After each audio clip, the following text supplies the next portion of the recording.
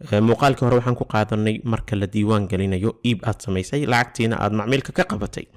hadda waxaan qaadanaynaa haddii ay jirto ka waran arrinta soo socoto.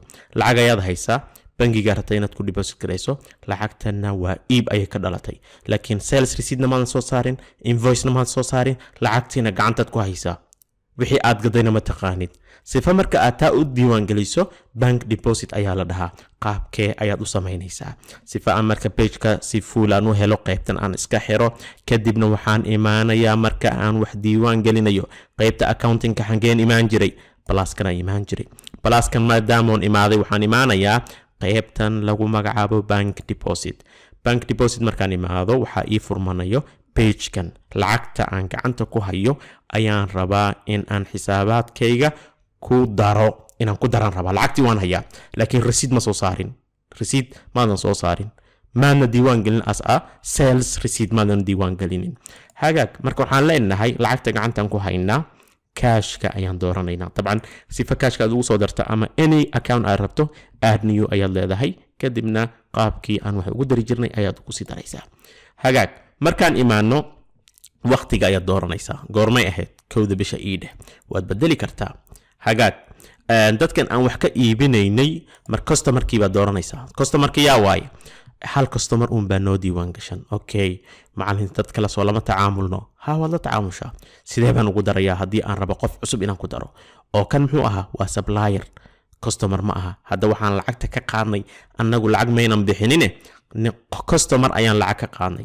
sifa customer cusub aad ugu darto waxaad leedahay add new ayaad leedahay. add new markaad dhahdo, sifa waqti badan ay nooga qaadanin, aan dhahno okay, customer A aan ku magacaawno. hagaag typekiisa meeshan waa customer weeye. kadibna waxaan leeyahay save ayaan leeyahay. customer ayaan hadda ku daray. waxaan leeyahay marka customerkii aan ku daray ayaa ii soo boodayo accountka. maxaan gudbinay? bal aan ka soo qaadno inay service ahayd. serviceka ahayd maxay ahayd? accounting service ayay ahayd. accounting service ayay ahayd. dabcan qaabkee ayuu ku bixiyey lacagta? cashka. lacagta gacanta aan ku haynaaba. haddii aad any reference number uu jira intaad ku diiwaan gelinaysaa. lacagtaan hayna waa meeqa? $500 ayaan haynaa. okay, mid kale ma ku dari karaa? waad ku dari kartaa. kii labaad ayaad ku daraysaa. waxaan ku daraynaa, aan ku darno mar labaad customer B aan ku darno. waxaan leenahay tusaalahaan customer B. okay, customer B isagana maxaan u diiwaan gelinaa? magaca saxda diiwaan gelin kartaa iyo macluumaadka saxda ah.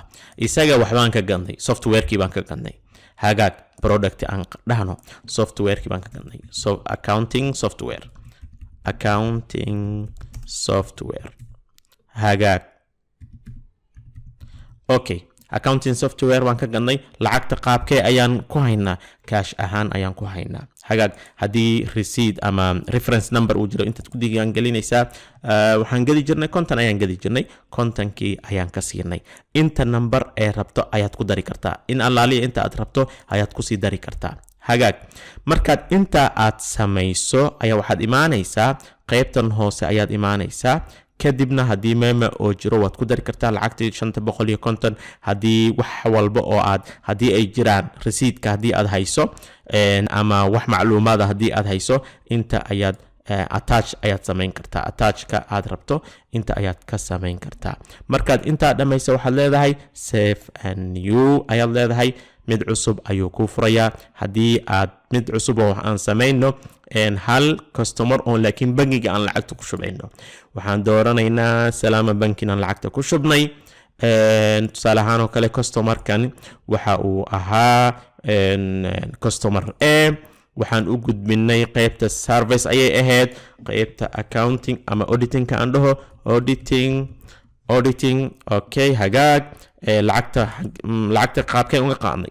jeeg ahaan ayaan ku qaadnay. hagaag jeega numberkiisa meequu ahaa? 455 ayuu ahaa. meeqa? auditingka qiimaha wuxuu ahaa $200 tusaale ahaan. hagaag kadib qaybtan hoose ayaad imaanaysaa. waxaad dooranaysaa save and qaybtan hoose ayaad imaanaysaa save and new dheh.